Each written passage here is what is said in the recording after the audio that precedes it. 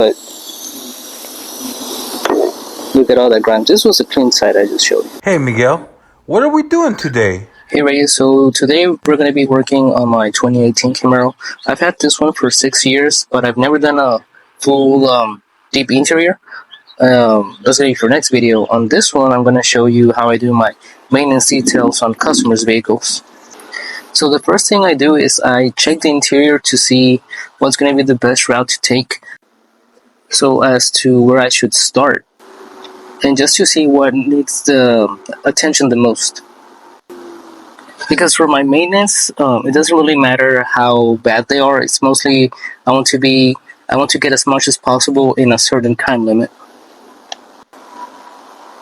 So if they have like staining or pet hair or something like that, I'll take care of it without an extra charge, but I'll skip on some things. For example, if this door panel looks clean, I'll skip scrubbing it, and I'll focus on removing the stain or taking out dog hair. And then I will first check how bad the interior is. If it's super dusty, I will start off inside the vehicle, as if I start off with the exterior, whenever I'm doing the blowout with the air compressor, I do not want all of that dust to go back into the car paint. But if I notice that it is clean on the interior and there isn't much dust, I will start on the exterior, because with the ionized water I can skip the whole drying process, and that way when I'm done with the interior, the exterior is completely dry.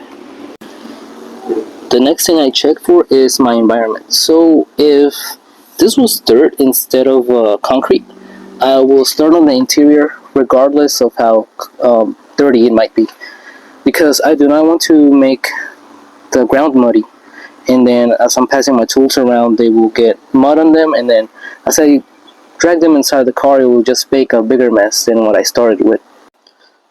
But in this case, we are on concrete, so I will start off with the exterior, wash it, let it dry with the sun, and then I can focus on the interior. Now for the wash process, I start by foaming up the front of the grill, as it is the dirtiest. It mostly has bugs. Then I will go to the roof and foam everything all around. And I use a touchless wash from Nano Decon. And when I mean touchless, it pretty much gets rid of everything. Even I don't really even have to scrub the tires. It'll clean that out really well. Bird poop and bugs, they'll come off with the pressure washing. If I actually use the zero bucket method, and I'll show you another video of what I mean by that and what my wash process is. For the rinse process, I'll start at the top and then move my way to the bottom.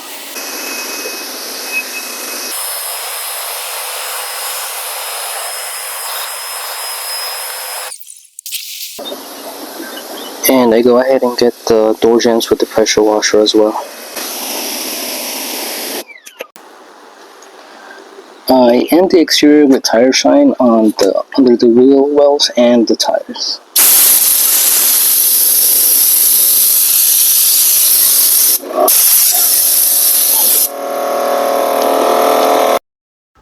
Miguel, what product is that? And where did you get it from?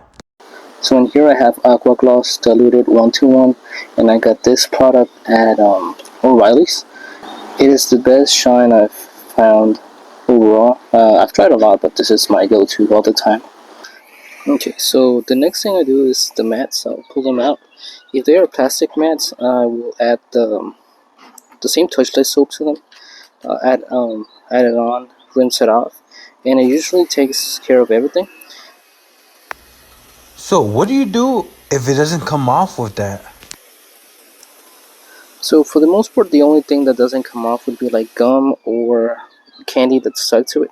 In that case, I will add some goof off, let it soak for a little bit, start on another mat, then come back to it and pressure wash it. If it does not come off with the pressure washer, at that point, I'll bring out the steamer. I have a little steamer.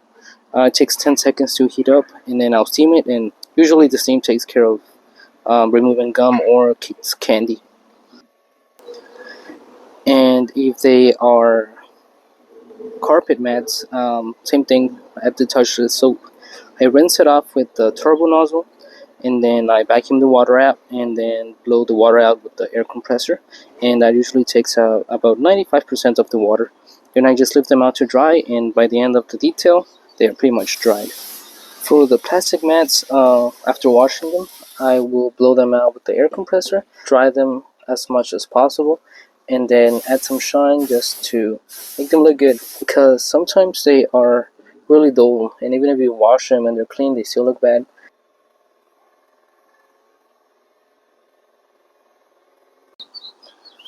Next, for my carpets, I use my vacuum tornador with the vacuum attachment. This air gun with this kind of nozzle, it gets really deep into the fibers, and then this one with this extended nozzle here, so I can reach really deep into the cracks of the seats between the center console. So I first start out by vacuuming. I get out as much of the big pieces of trash as possible, and then I will blow out with the air tools. Okay, so I do have all of those three attachments attached at once. That way it's just easier. I don't have to be switching back and forth, like taking it off and on. I can just use them all at once. So after that, I'll use this air tool and get out as much of the sand and dust that's embedded into the carpet. It actually does a pretty good job with this kind of attachment. It's like a flat attachment, but it works really well. And then I'll use this one to reach into areas like this, where this one doesn't fit.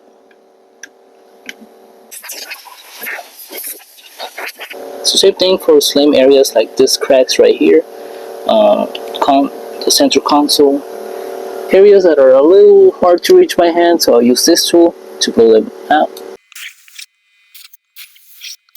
And finally, I'll add some carpet shampoo to the carpets. And then I'll go over it with the tornado with the vacuum attachment and extract as much of the rest of the dirt. There's only water inside here. And I'll proceed to do the same process to all of the carpet area. Next, depending on what kind of seats, since these are cloth seats, I'll proceed to this, what I'm about to do now. If they're leather, I'll clean them while I'm doing the plastics. It's the same process. I'll start with the vacuuming. I'll blow out as much of the dust with this attachment. Areas like in here, I'll use this one. I will add my APC and extract them with this one. And this water is getting inserted into the seat. It's also getting soaked out with the vacuum attachment. That way it's like a mini extraction. It will get rid of a small staining and just look really good overall. For the seat belts, just so there is no buildup, I will do the same thing. I'll add APC, use this one to suck out the water and whatever grime might have built into it, and then blow the rest of the liquid out with this tool.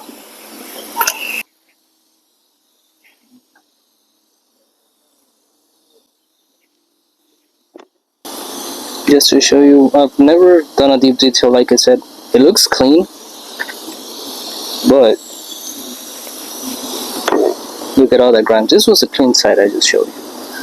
So it's always a good thing to give a seatbelts a pass just to prevent buildup. So now I'll move on to the plastics, and I use this for attachments. This one will be to dry the liquid. On this one, I have nano-decon protectant, so it will clean, disinfect, leave a shine behind. So this is my maintenance soap. In here, I have a fragrance, new car scent smell. You want to captivate all 5 senses whenever you're detailing. That way, it's a nicer experience for the customer. And on this one, I either have water or ONR, and this will be what I use to scrub. So a customer once asked why didn't I do the brush, with the soap, and because he wanted to see the bubbles, and he thought that it was like a stronger way of cleaning. And that makes sense, because you think something like this wouldn't really clean. But let me show you how strong the power. Let me show you the power of this kind of tools.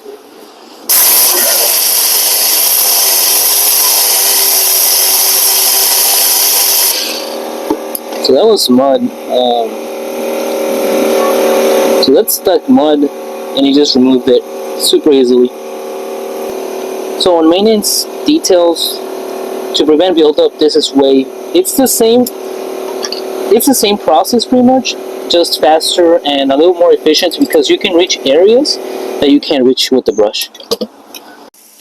Same thing, they are attached all at once. That way I don't have to be flipping back and forth between them. And all of my rags are color coded, so blue and green are for oily areas like door jambs and floor mats. And then this is more for like center console plastic areas, doors. That way I do not cross contaminate. So my process on plastics is, so I'll add Nano Decon Interior Detailer to the surface. I'll pass the air gun to scrub. Then I'll use the other gun to blow out the remaining liquid. And I'll add the fragrance and wipe it all off. Now for the center console area, I do like using the brush. I do not put liquid directly or steam it, especially the screens. For the steering wheel, I usually use something like I'll use something like a Scrub Ninja. This is little fibers that reach pretty deep into cracks, and because it's really flexible, we can get into almost every part of the steering wheel. Finally, for my windows, I do not have any clean ones right now, but these are the ones I use. I got them from Amazon. These ones are from Scrub-It, and they're described as microfiber, but this is what I consider microfiber. This is more like a silky kind of. It has no little fingers, but they are the ones that I found to be streak-free. I've used the waffle weave specific towels with little fingers for windows, and they do not work. They always leave streaks. Same thing as this one. I think I got it on AutoZone. I do not use this side. I use this side for windows, and yeah, they came out pretty good. My process for this is I'll get one super damp, and one of them is going to be dry.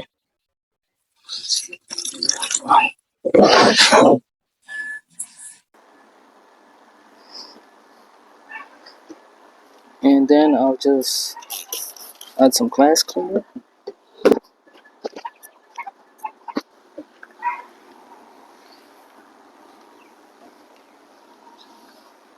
And the secret is to dry them right away, right after.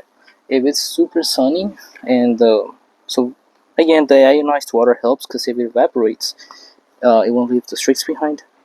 But in case you don't have DI water, just follow your wet towel with the dry towel, and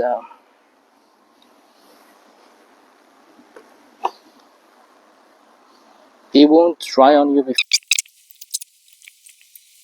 So second to last, I will do the door edges, door jambs. Same thing. I'll have a damp towel. Sometimes I'll add wax depending on how bad I know the car's gonna get. That way, it's just easier to clean later on a maintenance vehicle. So same thing. I will pass it with a wet towel and dry it with a dry towel. That way, there's no streaks. Then, after checking the rest of the vehicle's condition, the last thing I'll do before closing the door is give it a final vacuum just to get anything that might have been blown out from another side or from the exterior with the wind. That way, when the customer sees it, it has nothing in it. And on mine, you can't really see a big difference because it wasn't too bad, but on a car that's a lot worse shape, um, the results are good. So it took about an hour and 30 minutes inside and out for a vehicle this size. Again, this is clean. It was a little dirtier, maybe 2 hours. Okay, so now I'm going to show you how long I take to put everything back in. I'm going to put a timer. It usually takes about 5 minutes. So this is how it's going to look all the time. During deep interiors, the only thing that's out besides all of this, it's the steamer and the extractor. Besides that, this is my usual mess. So let's get started.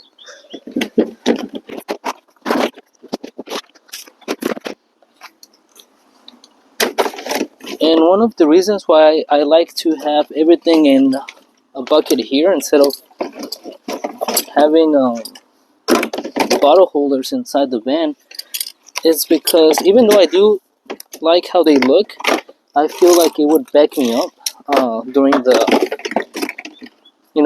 putting everything in and out. So instead of going back and forth to the van, everything's next to the car, and I can finish really fast. So I made this build as efficient as possible, and I'm actually I want to start making builds. So if you're in the DFW area and you're interested, you can drop off your van. And for right now, the pricing would be pretty low as I'm getting my feet wet, and I kind of just want to test the procedures and stuff like that. So far I have two builds that I'm gonna be making for somebody. Maybe a third. They're still making up their mind, but yeah, let's see how this turns out. And it's gonna be very budget friendly, but it will still be as efficient and look kind of good. Not compared to Rondo Details band setups, because those are amazing, but something decent.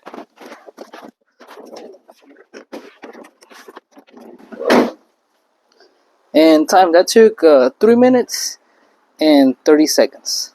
So I'm able to provide some services that wouldn't be included on a maintenance compared to other people because they will charge extra. And it makes sense because they have to pull their extractor out, and it's heavy. Several gallons of water in there, and then you have to mix your solution in it. You have to wait until it heats up, and then you can start the extracting process. So that's why most people charge extra for that. But for example, for me, I just grab this, pull it over there, and start extracting it. Compared to how many minutes it takes for others to take out their extractor, mine takes seconds. Hey, Miguel. So what is that thing? Okay, so this is a little prototype I'm working on. I've tested it out. It works really good. It took some things out that the other extractor didn't take. So I'll show you in another video. It's pretty strong. So that's what I'm working on right now. And lastly, where can people give you a follow to see more content? You can also follow me on Instagram, Facebook, and TikTok, all at Comedians Car Wash. And I post there almost every day, so it's easier for me to make a post there than here. So it's easier to see what I do most of the time there. So yeah, if you like this content, go ahead, like and subscribe. If you have a comment, leave it in the comment section and I'll answer it. And that's it for this video. Thank you.